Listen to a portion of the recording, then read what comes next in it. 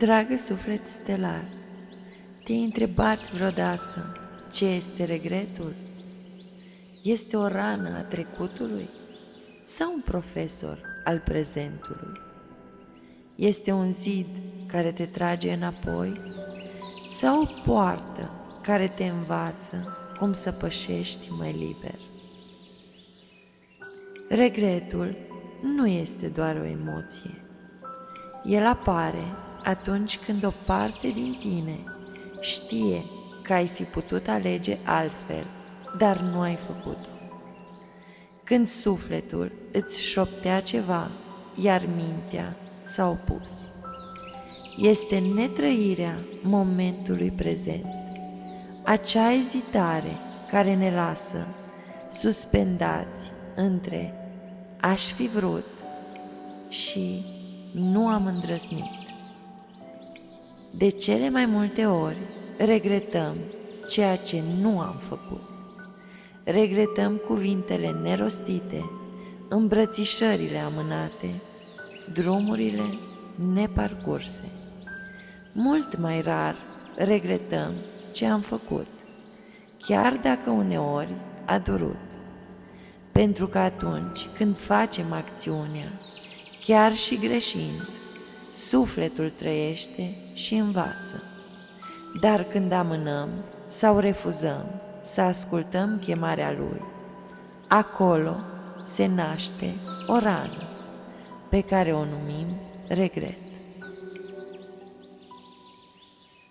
Regretul este o fisură între suflet și minte.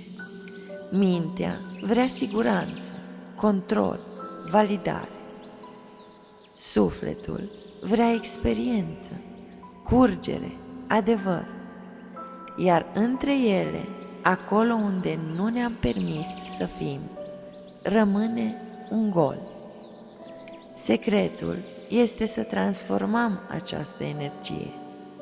Când privim fără judecată, regretul devine un combustibil pentru o prezență mai vie. Ne învață ca data viitoare putem răspunde din suflet, nu din frică. Și totuși, regretul este un maestru. Ne arată unde nu am fost autentici. Ne amintește ce era cu adevărat important pentru noi. Regretul este o busolă întoarsă. Acolo unde doare, acolo se ascunde adevărata noastră dorință de a trăi. Eu cred că tocmai regretele ne aduc iar și iar în această lume, în această densitate a pământului. Cred că reîncarnarea este firul nevăzut al dorințelor neîmplinite, al chemărilor neascultate. Ca și cum sufletul nu poate merge mai departe până nu trăiește ceea ce a lăsat în urmă. Regretul devine astfel o ancoră, dar și o chemare la vindecare. Când spui da unei clipe, chiar și când nu iese perfect, atunci regretul nu are cum să existe, pentru că în prezent există doar alegere, doar trăire, doar viață. Regretul trăiește în trecut și în minte, dar în momentul prezent el nu are loc.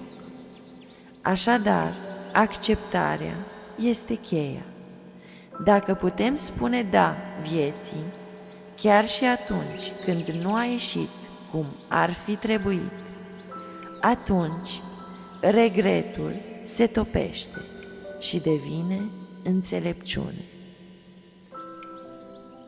Dragă suflet stelar, te invit să-ți amintești, nu există experiență inutilă.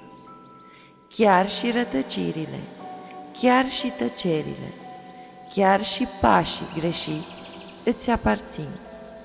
Ceea ce doare este doar ceea ce nu ai trăit pe deplin. Așadar, data viitoare, când simți chemarea unei experiențe, nu o amâna. Trăiește-o cu totul. Lasă-ți sufletul să respire prin tine, pentru că atunci, dincolo de frică, nu mai există regret. Există doar bucuria de a fi.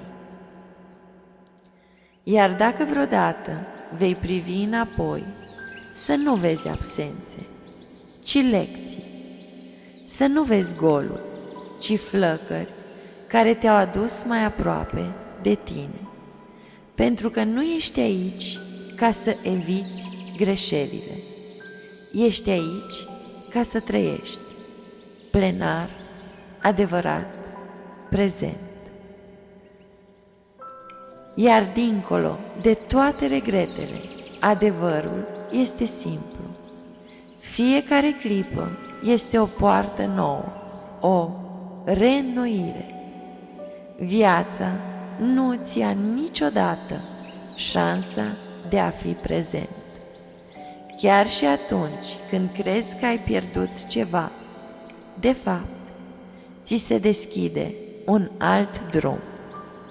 Regretul se dizolvă atunci când îți dai voie să spui: acum sunt aici, acum aleg, acum trăiesc. Și în clipa aceasta, dragă suflet stelar, nu mai există trecut și nici frică. Există doar frumusețea imensă de a fi viu aici și acum, într-un prezent continuu. Cu iubire mă înclin pentru tot ce am ales să fim.